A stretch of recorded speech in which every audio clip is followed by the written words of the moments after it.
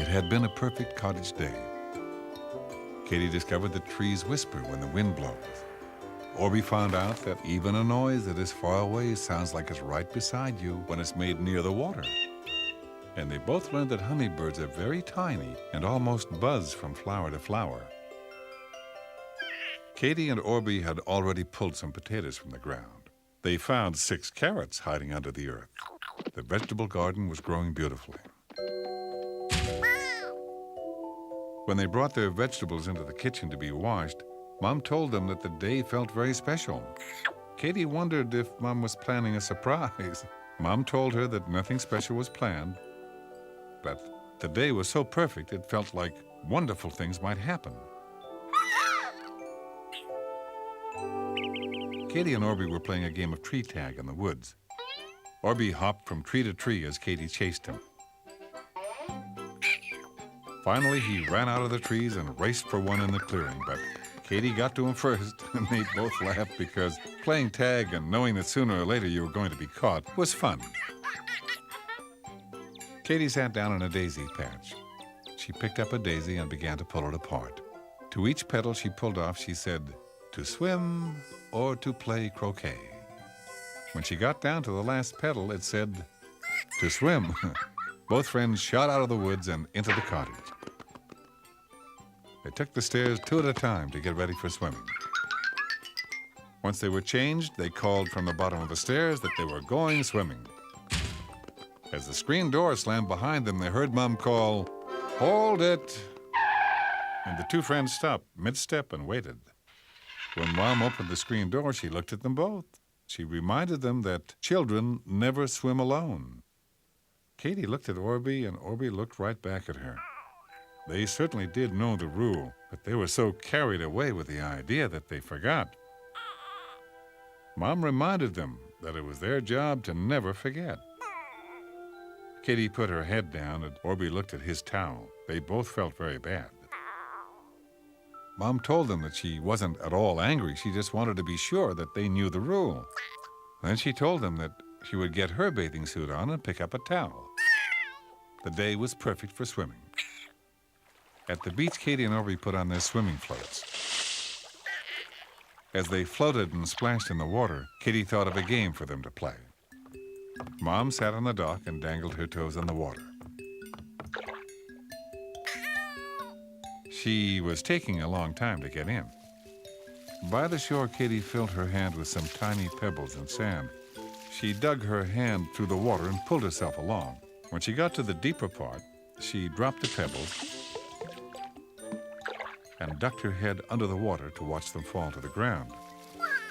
Along kicked Orbie, and he did the same thing. They both thought this was great fun. They were sprinkling the bottom of the lake with magic pebbles. Katie really wanted to dive down with the pebbles and see them land at the bottom of the lake. But the floats held her up. It wouldn't let her go down very far. Mom was finally in the water. She was oohing and awing as the cold water splashed against her. Katie asked if she could take her floats off and try to go down to the bottom of the lake. Mom was a little surprised, but she agreed, as long as Katie tried it where the water wasn't too deep, and Mom could hold onto her bathing suit strap. Orbie carried the stones over, and as he let them go, Katie went down with them. Katie kicked and dug with her hands through the water. She went right down to the bottom and saw the stones fall. She went so close to the bottom, she almost bumped her nose. Little bubbles came out of her mouth. And Katie headed up, kicking as hard as she could. When she broke the surface, she shot right up. Mom caught her and thought maybe she was scared, but Katie wasn't scared at all. She now knew how neat it was to be a fish. She really wanted to swim without her floats. Dad was slipping into the water and suggested that Mom and he stand just a little bit apart and Katie could practice. Mom held Katie and Dad reached out his arms.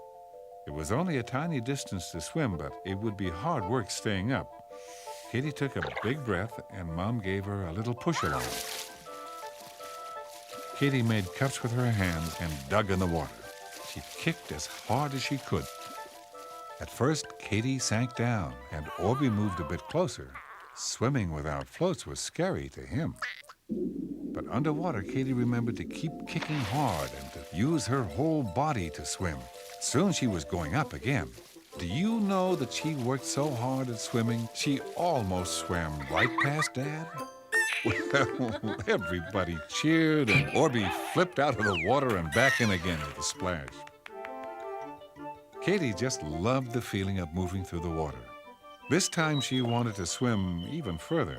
Dad and Mom both took a step back. This time, Dad let Katie take off herself, and she swam, working her body as hard as she could.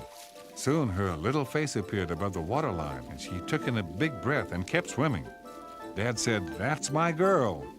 I don't think Katie could hear because her ears were under the water. Katie could hear the muffled sound of her body kicking and splashing in the water.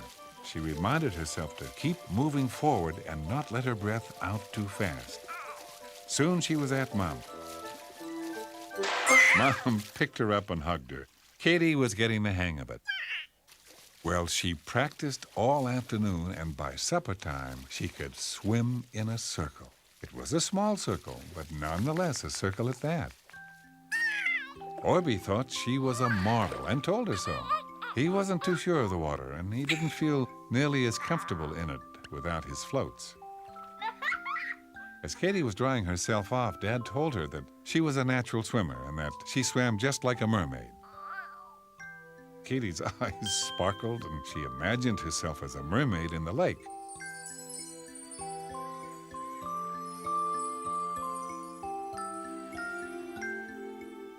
She thought maybe she really was. And from that day on, Katie got better and better at swimming. Mom had been right about the day being special. And do you know that one day you'll find you can swim in the water? And if you really practice, you might find you're part merperson too. I kind of think you just might be. Did you know? Did you know? Did you know? There are many members in Chance's family that live in the wild. There are tigers, lynx, and mountain lions. But her closest relative is the bobcat. Even though they don't go in the water much, bobcats are very good swimmers.